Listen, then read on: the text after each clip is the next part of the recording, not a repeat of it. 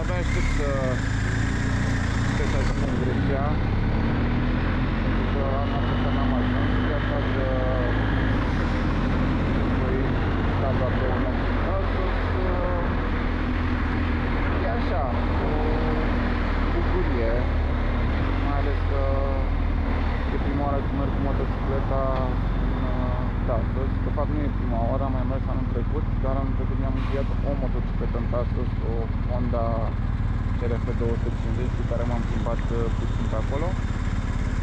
Dar acum merg cu motocicleta mea. Așa că dacă aveți timp și nu faceți altceva, puteți să ficeți în continuare videoclipul.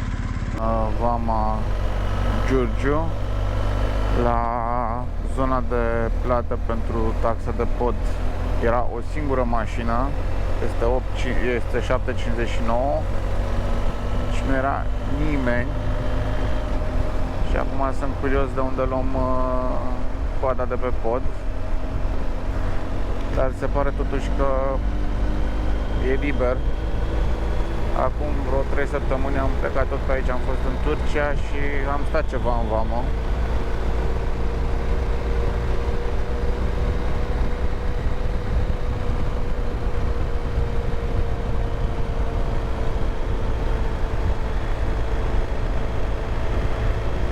Sunt câteva mașini, deci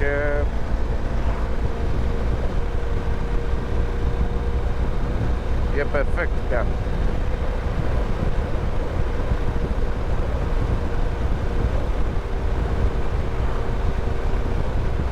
Și traversăm acum spre Bulgaria.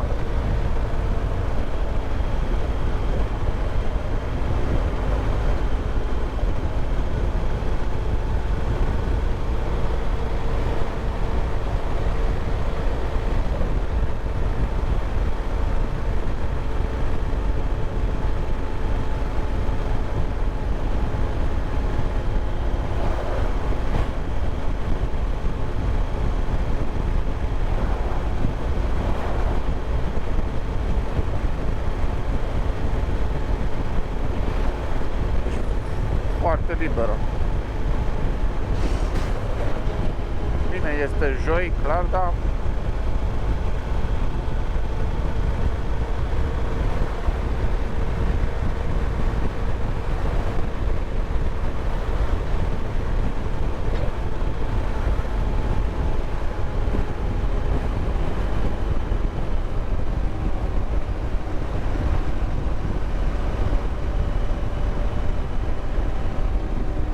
am prins semaforul pe verde, ceva de genul ăsta.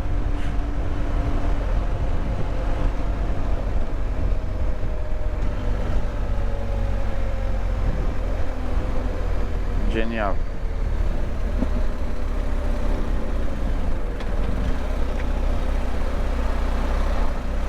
Hai băieți, lucrați, lucrați.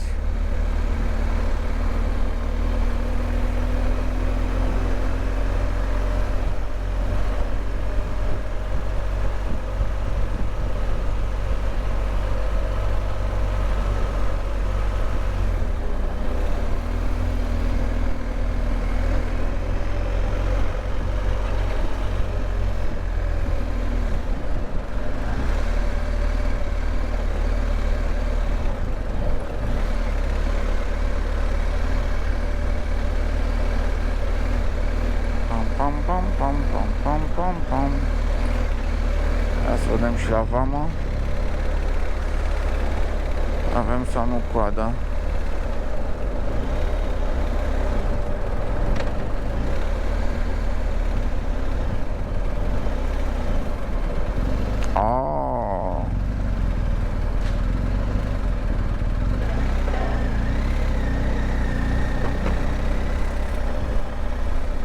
Soluțiile lor de dezinsecție.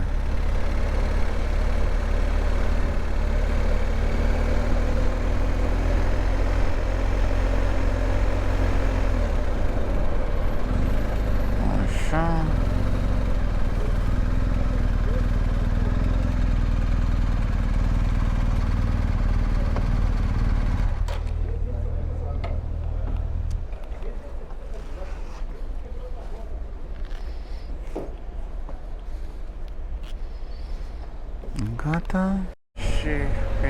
Iala.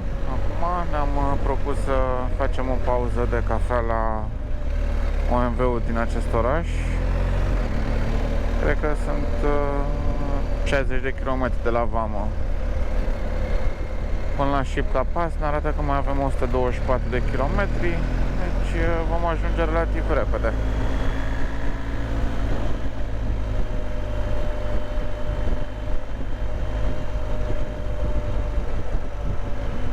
Să vedem dacă mai este sau nu mai este. Parcă aici, da, este OMV-ul. Yes. Și ne apropiem de o localitate bine cunoscută în Bulgaria și nu e la mare. Cel puțin pentru persoanele din București, cred că au venit destul de des pe zona respectivă, și anume Veliko Târnovo, unde există o cetate care poate fi vizitată, un oraș vechi, pe deal, destul de interesant. E la 160-170 de km de București. Merită să faceți o ieșire până aici în timpul zilei, sau să și dormiți ori în Veliko Târnovo, ori în Arbanasi, care este la câțiva kilometri de Veliko Târnovo, și unde veți găsi niște cazări destul de interesante, cu piscine, cu spa, cu mâncare tradițională pentru un weekend, pentru un weekend break, aș zice. 2 nopți de cazare este o locație foarte bună și nu faci 6 ore ca pe Valea Prahovei, ci în 3-4 ore din București ai ajuns cu tot, cu trecutul prin Vamă. De aici noi mergem mai departe și coborâm spre Stara Zagora, așa că spunem la revedere către Veliko Târnovo. Poate data viitoare o să venim să stăm câteva nopți aici, să ne mai plimbăm, și ne îndreptăm mai departe către Stara Zagora și la un moment dat trebuie să ieșim de pe drumul principal pentru a face acel Șipca Pass. Nu știu exact unde se află, n-am fost niciodată pe acolo, așa că sunt foarte curios să văd cum arată atât drumul cât și peisajul. Mă interesează mai ales.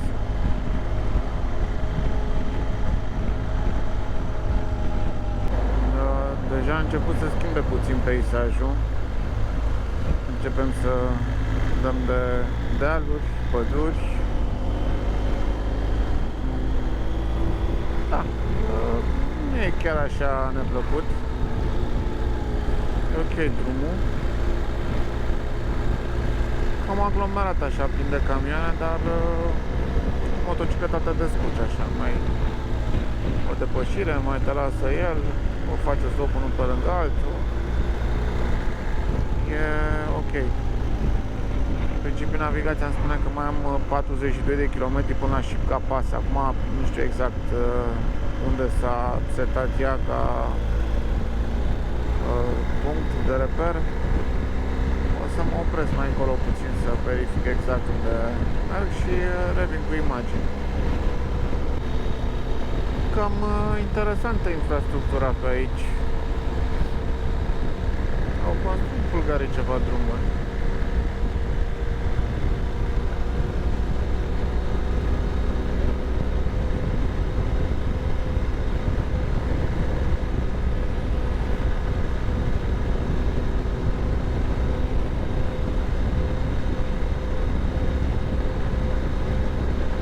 Și peisajul e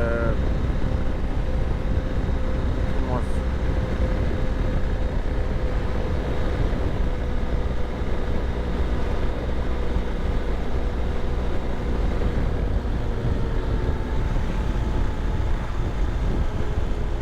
Open.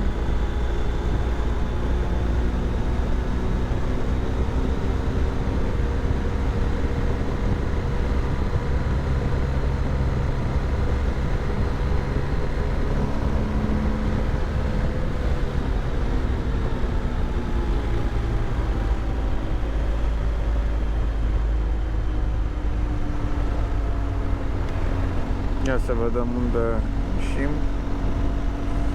Da, deci acolo ce se vede în față, bine, de pe GoPro e greu de vizualizat, este Buz-du-Zula Monument, acel monument care seamănă cu un OZN. Bănuiesc că ați văzut poze sau nu, oricum o să-l filmez de aproape, dar mai întâi mergem pe Șipca Pass. Eu întotdeauna am fost curios să văd unde e, nu știu dacă am trecut vreodată pe acolo, fără să știu, dar vedem exact acum. Pe urcarea spre pas, arată că mai avem vreo 11 km. Peisajul e schimbat total. Discutăm de păduri cu conifere, totul verde, niște serpentine frumoase. Asfaltul e foarte ok din toate punctele de vedere, adică fără denivelări, fără gropi. Chiar dacă nu e proaspăt asfaltat, se menține foarte bine.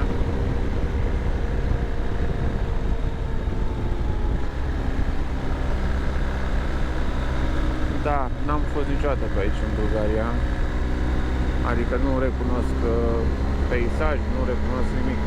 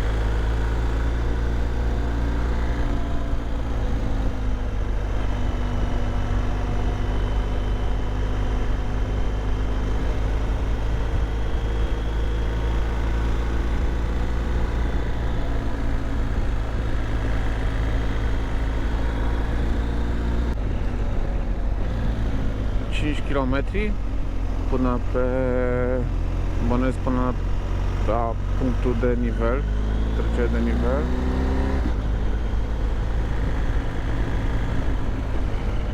Da, peisajul e ok.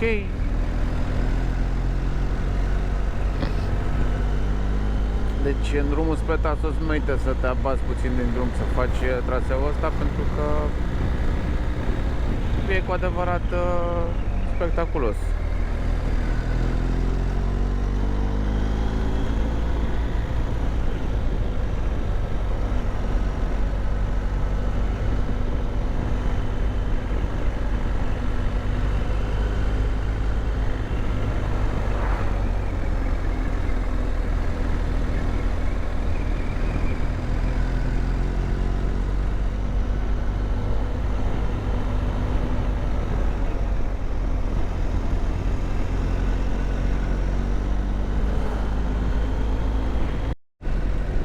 Am tot urcat ceva. Sunt curios dacă ieșim din pădure sau nu.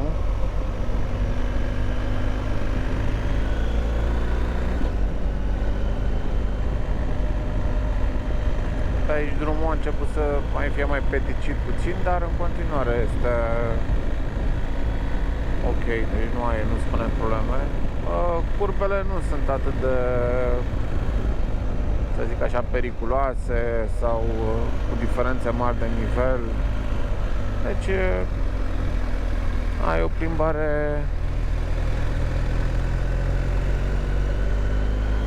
plăcută, n-ai alte probleme.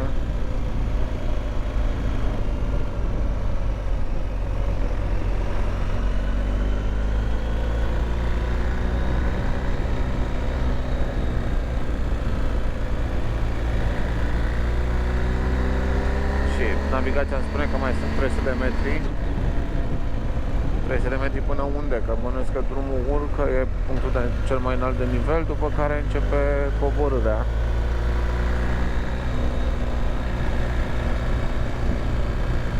De metri, habar n-am.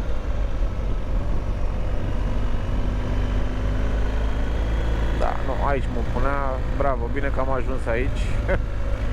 Oare ce trebuia să fac aici?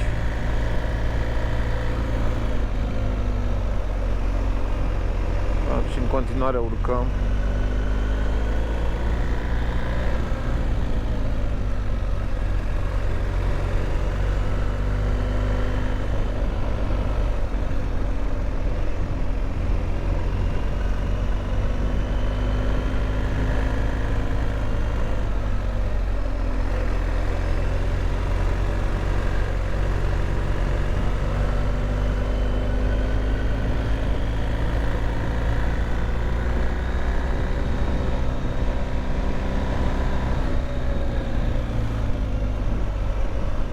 Vedem dacă ieșim totuși din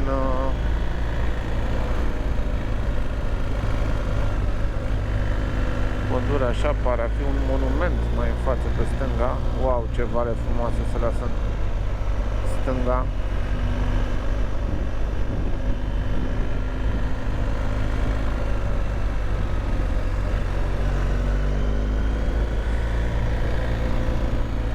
Adriana e în continuare în spate. Am uitat să vă zic că în tura asta am plecat cu Adriana.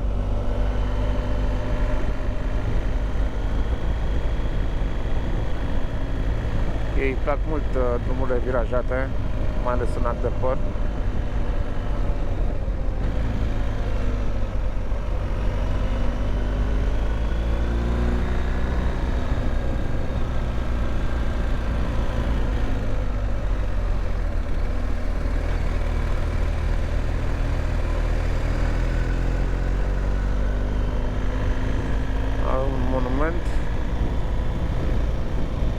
Și aici un tun care trage în monument. Sper să nu tragă încă.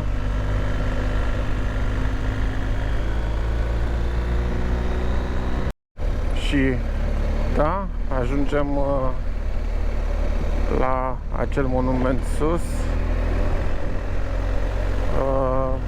Drumul nu e cel mai răsărit.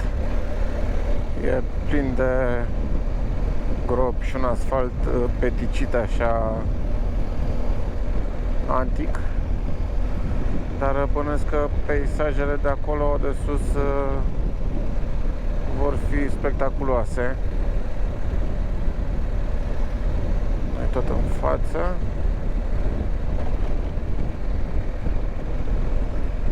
Avem 2,4 km.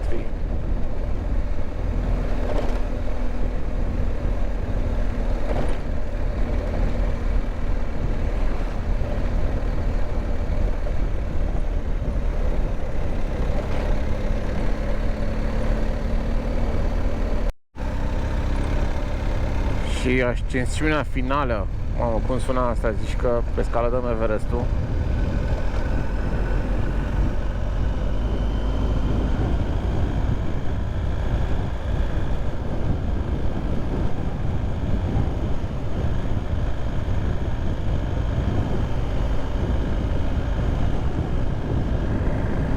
Câte grade sunt? 21 de grade. Deci e de bine. Bine, monumentul pare a fi în reabilitare sau ceva de genul ăsta. Se pare că se lucrează, cel puțin așa am dat seama de aici. Sau e doar în paragină și atât. Mai degrabă.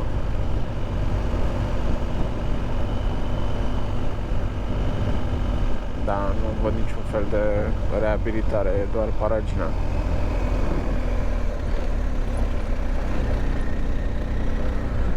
Și aici trebuie să ne parcăm.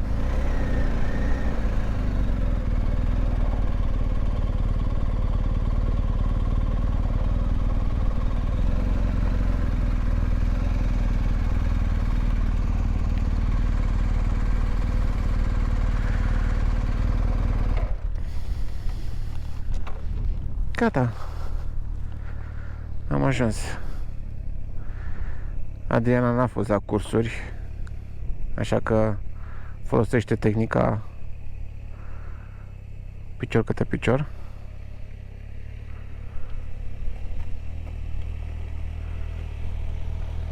Victorie!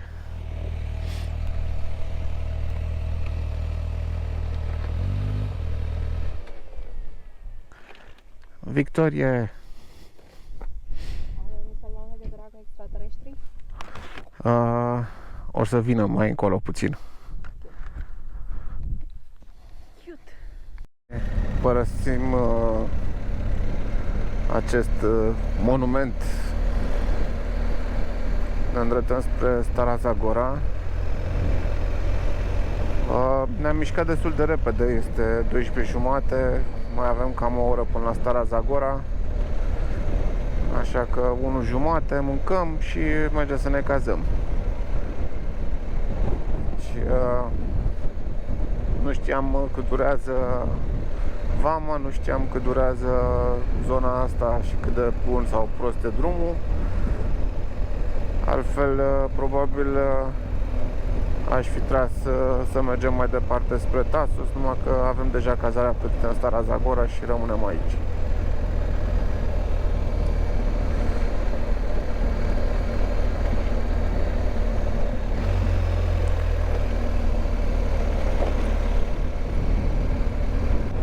Coborârea de la monument o facem pe altă parte, deci nu ne întoarcem înapoi spre Șipca Pass. Am găsit o chestie cu niște spaghete, dacă vedeți pe navigație. Pare a fi destul de interesantă. Coborâre cu multe ace de păr. Acum nu știu cât de mare e diferența de nivel, dar ce am văzut pe hartă m-a făcut curios și am vrut să vin pe zona asta să o testez. Ia să vedem. Și începem.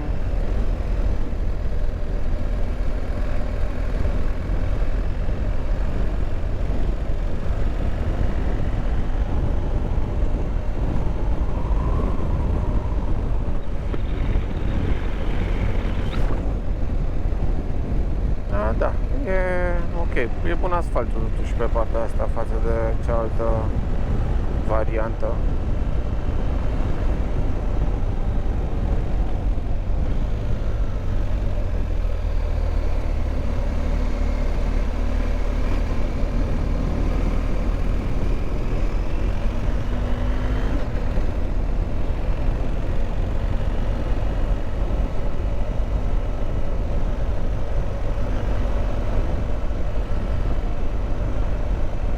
Altitudinea la care am ajuns la monumentul acela am fost la 1500 de metri aproximativ. Deci nu e neapărat foarte sus.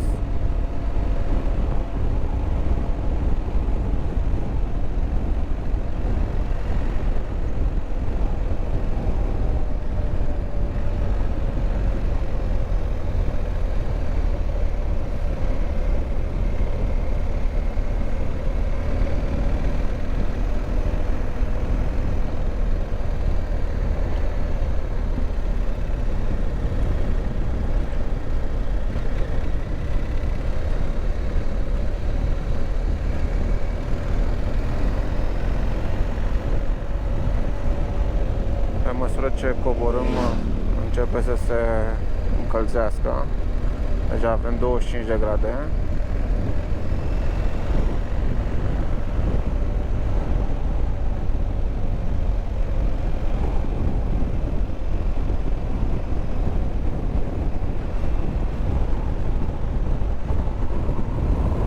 Bate vântul destul de tare.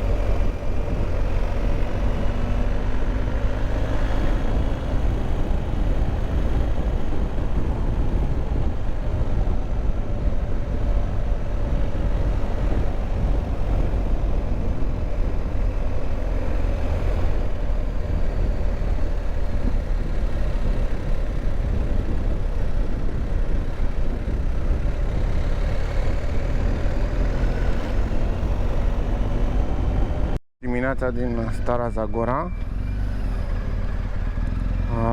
Ne-am trezit, am luat micul dejun și acum pornim spre Tasos. Avem în total 290 de km până pe insulă, plus trecerea cu feribotul. Estimăm că ajungem undeva la 1:30.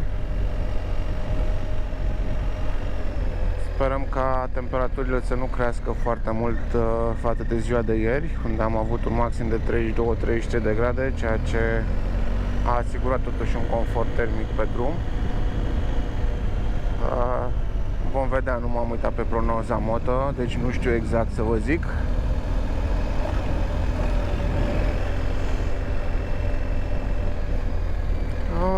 Ce vă pot spune despre Stara Zagora? Foarte interesant orașul. Am fost cazați la Hotel Unicato, care este chiar în centru. Un hotel cu un restaurant, cred că destul de bun, deoarece seara vedeam o grămadă de oameni care veneau să mănânce la restaurantul hotelului. Au o zonă centrală, pietonală, interesantă. Am stat, am consumat câteva beri. O să zic că să dormi o noapte în el nu e chiar cel mai rău oraș. Chiar e plăcut. Ca populație, cred că este al 5-lea oraș în Bulgaria, ca mărime.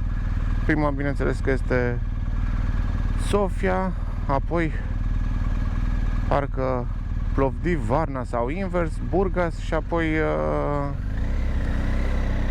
Stara Zagora. Merită în drum spre Grecia dacă vreți să faceți o pauză așa, cu toate că nu este o distanță foarte mare, sunt doar 300 de km până aici. Bine, noi n-am luat în calcul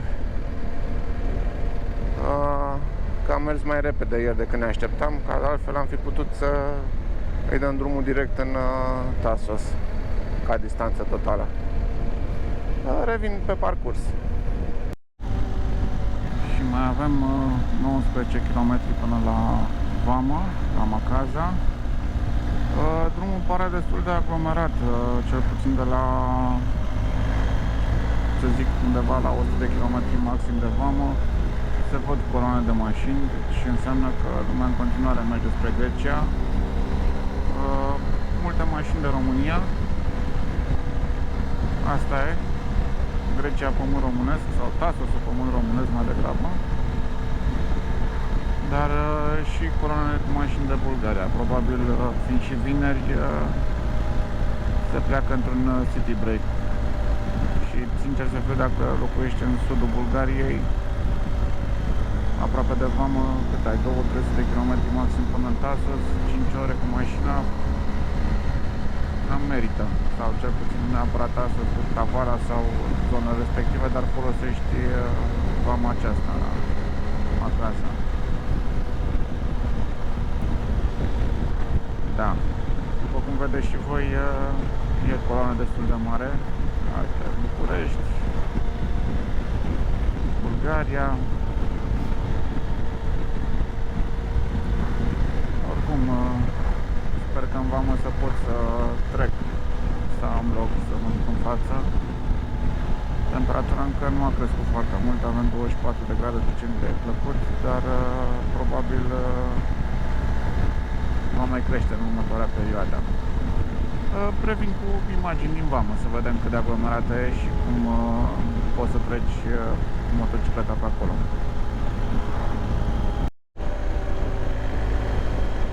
Mai avem cam 2 km până în Vamă.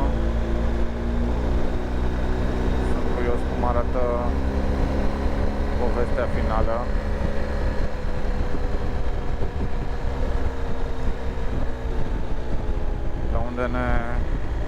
Unde se face coada, sau poate nu se face coadă, cine știe.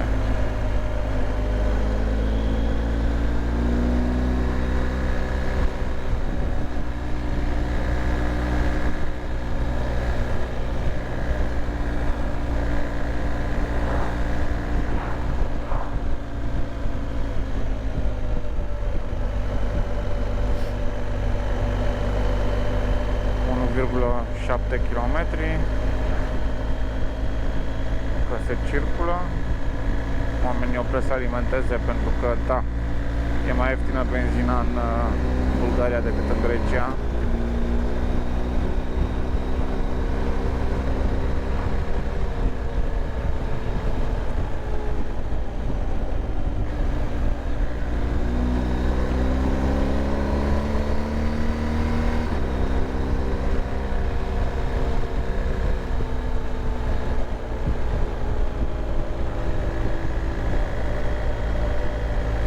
Mai puțin de 1 kilometru.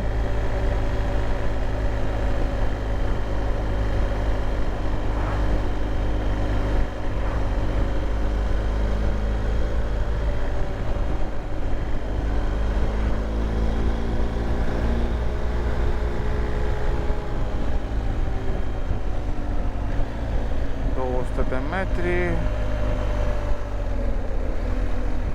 Toată lumea se înghesuie. Ia să vedem noi pe unde putem să trecem cu motocicleta.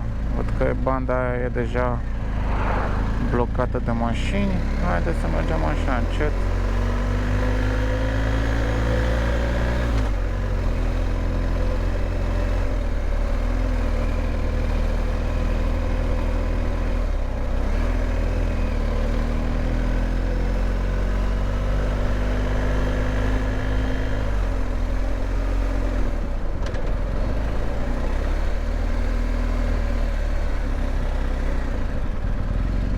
Aici. Hai să vedem dacă putem să trecem printre mașini. Tam, tam, tam, tam.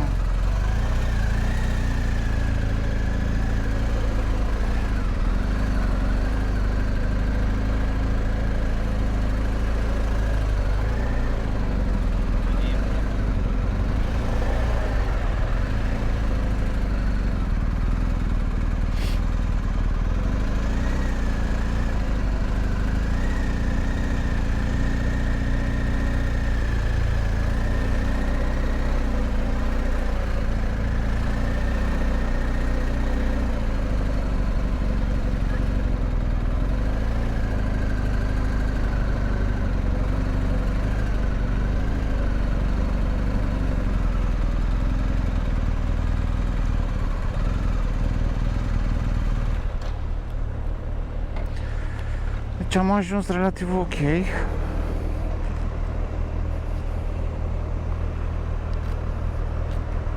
Ia. Să oprim. Welcome to Greece, Tsatsiki, Paracalo. Da, am trecut decent prin vamă. Bine, acum și noi ne-am dus în față, dar pe de altă parte, nu știu, era coadă de jumătate de kilometru, ar fi însemnat să stai să patinezi ambreiajul cam complicat totuși. Da, o să ziceți, păi și atunci de ce nu vă las mașini?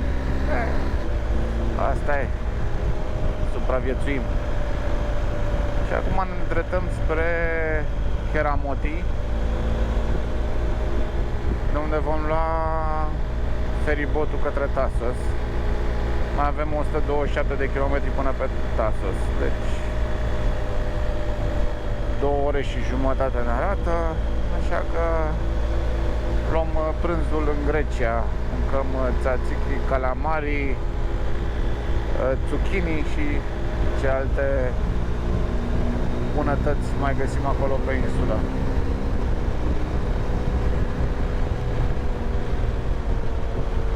Partea de urcat din Grecia, din Bulgaria și pe zona asta e chiar spectaculoasă ca peisaje, deci nu o să vă plictisiți. Se vede frumos.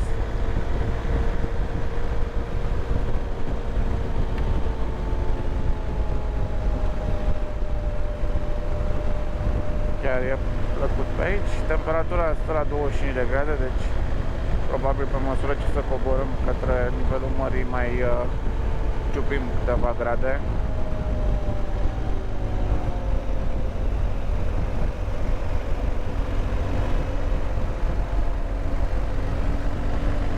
Dar da, foarte mulți bulgari care vin și exact cum am zis mai devreme, fiind vineri, probabil fac un city break la mare în Grecia, fiind și aproape de ei până la urmă.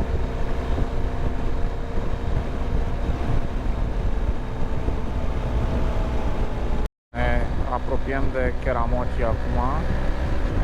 Cred că mai avem aproximativ 15 km. Să simțim așa miros de mare. Am primit și mesajul de la cazare, camerele sunt pregătite, cheile sunt lăsate la un loc, care ne-au dat și codul. Da, suntem în grafic.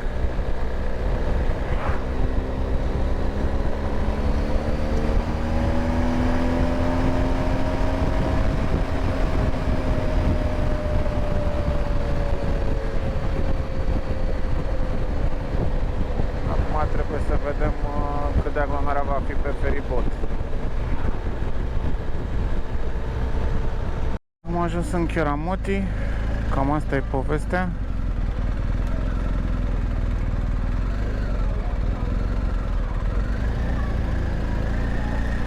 Ne ducem spre feribot.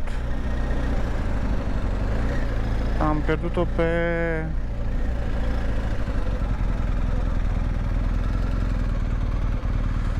Adriana. Aici se pare că e liber, deci nu e atât de aglomerat. Deci putem să venim fără probleme.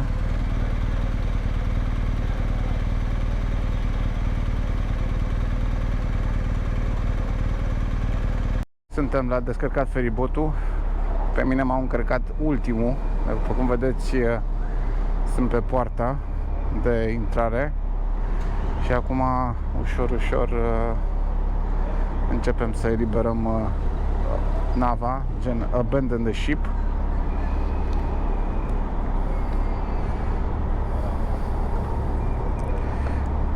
E mai complicat pentru mine să ies, dar hai să vedem.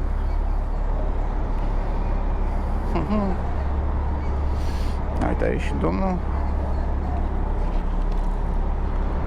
Dacă a ieșit domnul,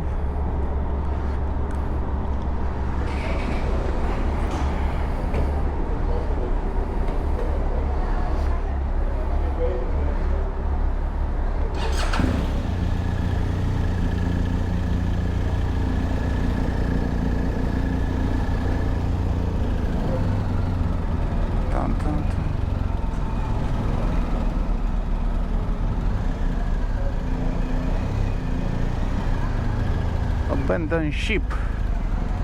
Abandon ship. Haidem!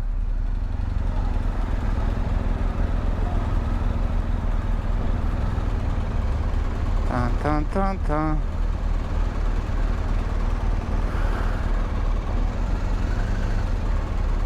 Uite, am putea să sărim pe rampa aia.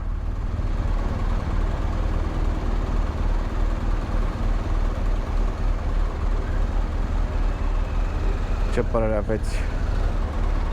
Vă inspiră? E ca și când vedeți un camion care transportă mașini cu partea aia lăsată.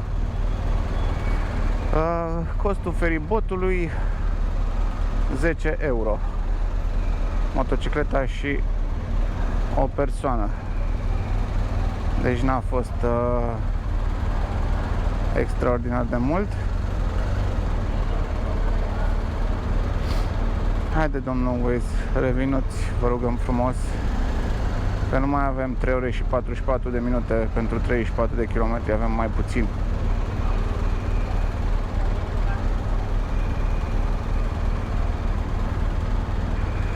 Nu și revine.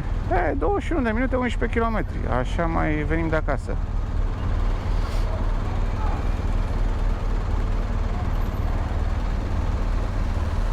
Tan, tan, tan, tan, tan.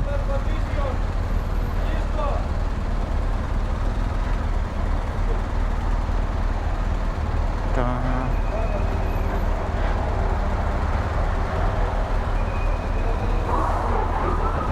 Wow, wow, wow.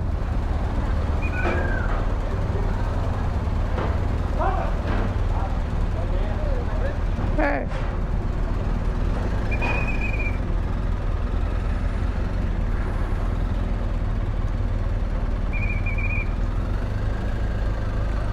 acum toți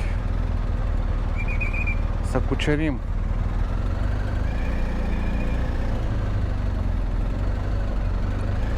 Haideți, românașii mei, să cucerim Tasosul.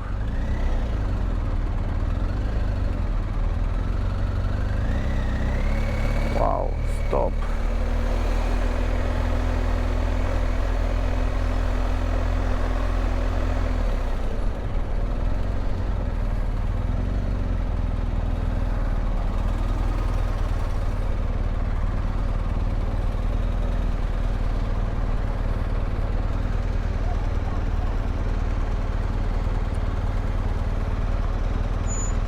Ne ține doamna polițist aici. Și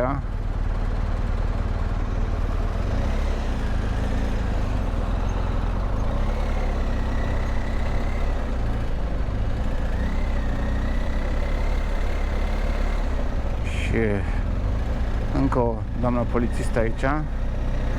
Aș putea să fiu arestat în Tasos. Nu cred că aș putea. Și încă o doamnă polițistă. Băi!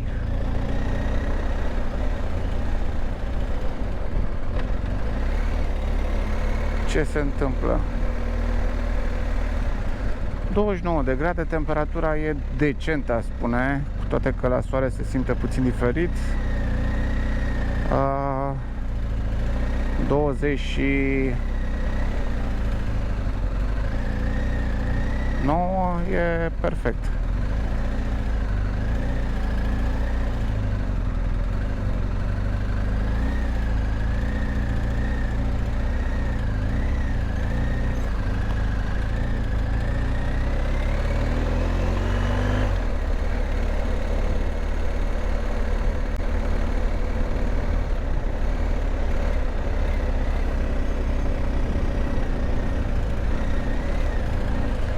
Suntem vineri 6 septembrie ca dată și în continuare lumea vine în Grecia.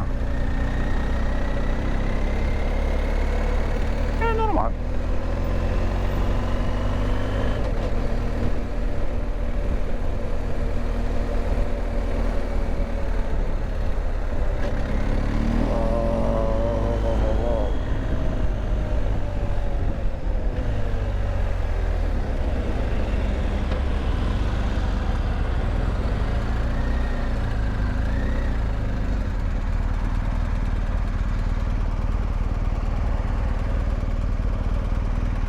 Aici poate să închiriem și noi un scooter.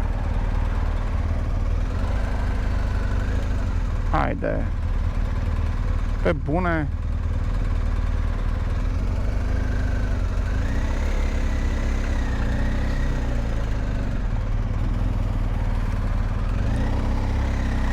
Davai, toată lumea.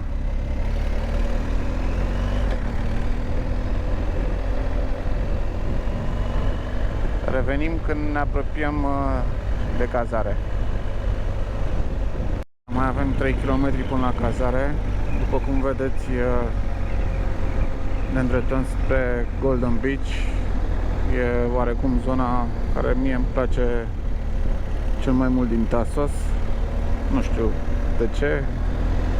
Am fost de multe ori aici. Îmi place foarte mult plaja de acolo. Nu neapărat că e vreo stațiune animată sau ceva de genul ăsta. Dar în schimb e ok și ca restaurante în zonă și plaja, apa, cum se intră în apă. E pe gustul meu mult.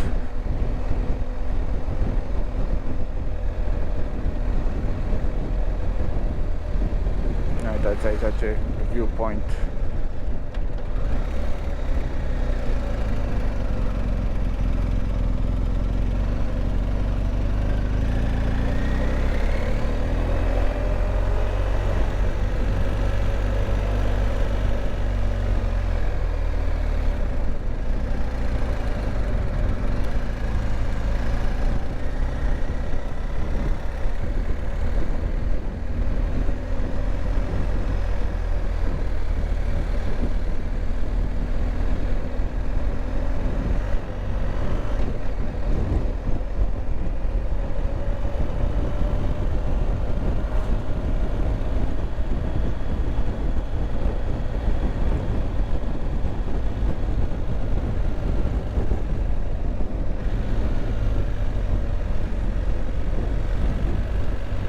2 km până la cazare.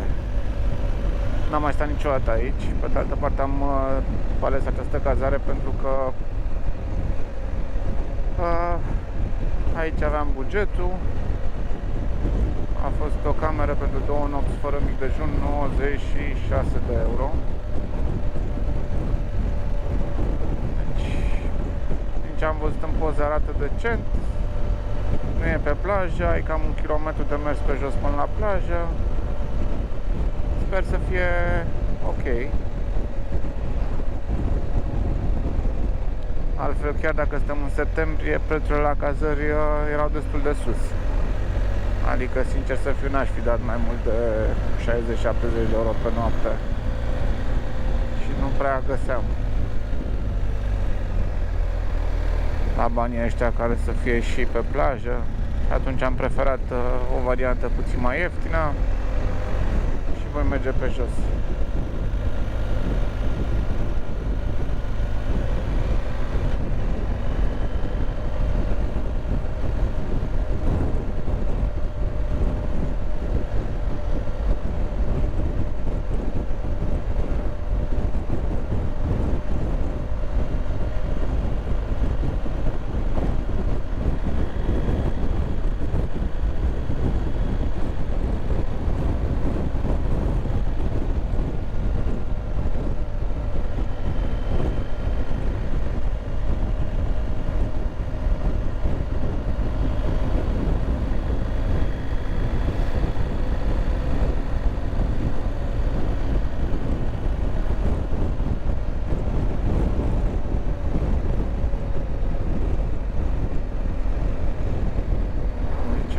Facem dreapta.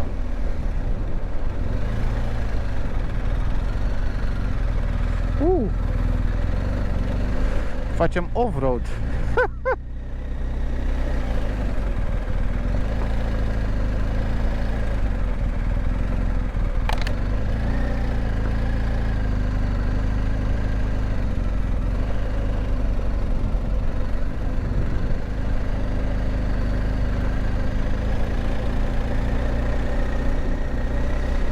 Avem și niște capre. Deci, dacă v-a plăcut tura de astăzi, de fapt tura aceasta, că o să fie într-un singur film, și partea de ieri și partea de astăzi, like, un share ar fi ok. Și până data viitoare vă urez asfalt uscat. Ia.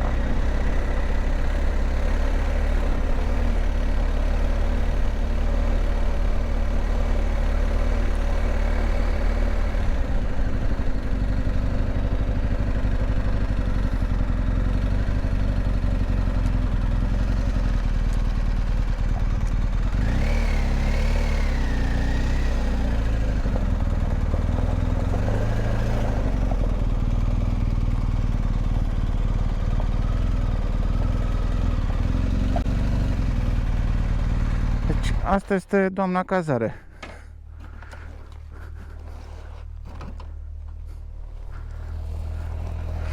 Ta-da!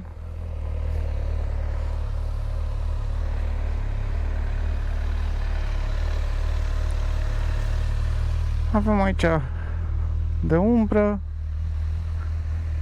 Mamă, ca la Costinești.